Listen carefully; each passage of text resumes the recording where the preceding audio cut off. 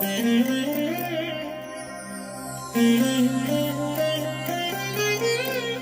దినం పరము నుండి దిగివచ్చు మాట, ఇది నీ జీవితానికి వెలుగుల బాట, నీ ఒడిలో ఉంచబడిన దీవెనల మూట, అద్భుతాల ఆనంద ఊట.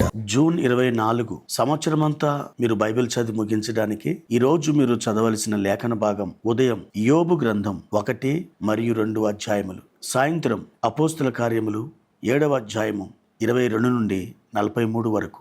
ప్రభునందు నా ప్రియమైన దేవుని బిడ్డలారా, మీ అందరికీ ఈ ఉదయకాల సమయంలో నా ప్రత్యేకమైన వందనాలు.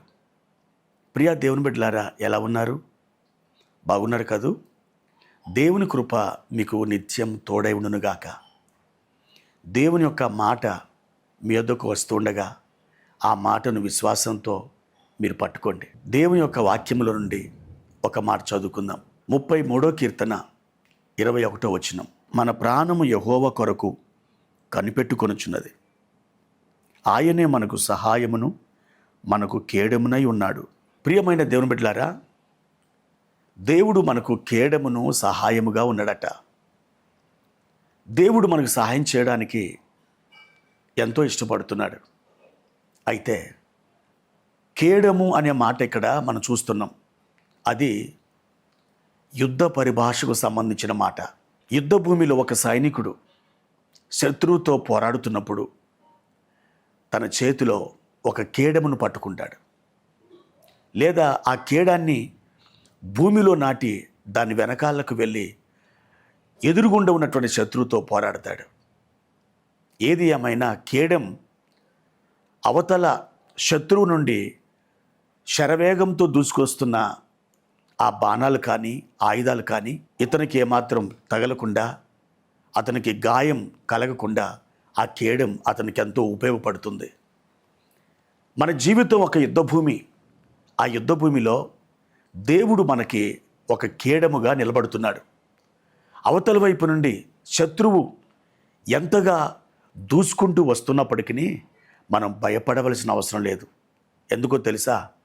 దేవుడు మొట్టమొదట మనకు కేడముగా ఉన్నాడు, ఆ తర్వాత ఆయన మనకి సహాయకుడిగా ఉన్నాడు.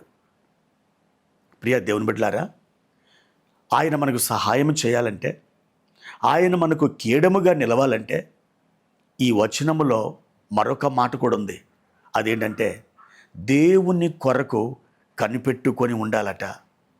ఎవరు దేవుని కొరకు కనిపెట్టుకొని ఉంటారో వారికి దేవుడు కేడముగా ఉంటాడు, వారికి ఆయన సహాయం చేస్తాడు. ప్రియ దేవుని బిడ్డ, పరిస్థితులు నిన్ను తొందర చేస్తున్నప్పుడు, అనేకమైన ఇబ్బందులు నిన్ను ఒత్తిడి చేస్తున్నప్పుడు, నువ్వు ఏమి ఆలోచిస్తున్నావో నీకు అర్థం కానప్పుడు ఒక్కసారి మౌనంగా దేవుని సన్నిధిలోకి వెళ్ళి నువ్వు కూర్చొని ఆయన సన్నిధిలో కనిపెట్టుకో. నీ హృదయ భారాన్ని కుమ్మరించు.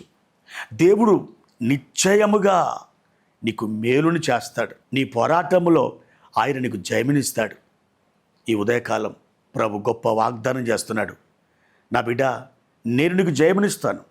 నీ పోరాటములో నీకు తోడుగా నిలుస్తాను. నువ్వు ధైర్యంగా ఉండు. నువ్వు ఎంతమాత్రం అలజడి చెందకు, నేను నిన్ను కాపాడుతాను అని దేవుడు నీకు వాగ్దానం ఇస్తున్నాడు. నా ప్రియమైన సహోదరి, సహోదరుడా, ఆయన వైపు చూచి నిబ్బరం తెచ్చుకొని ఆయన సన్నిధిలో మౌనంగా కూర్చుంటావా? ప్రార్థన చేస్తావా? అయితే నీకు సహాయం చేయడానికి దేవుడు నీ వద్దకు వస్తున్నాడు. దేవుడు నీకు తోడై ఉండి నీకు సహాయం చేయనుగాక. ప్రార్థన. ప్రియమైన తండ్రి, మీ ఘనమైన నామానికి వందనాలు. మా దేవా, మా హృదయాన్ని మీ సన్నిధిలో నిమ్మలపరుచుకుంటున్నాం. మా ప్రభువా, నీ కృప చొప్పున మా ప్రియులకు సహాయం చేయండి. మా ప్రియులను దీవించండి, మీరు ఆశీర్వదించండి. ఘనత, మహిమ, ప్రభావాలు పొందుకొనుమని యేసు నామములో అడిగి వేడుకుంటున్నాం తండ్రి. ఆమేన్.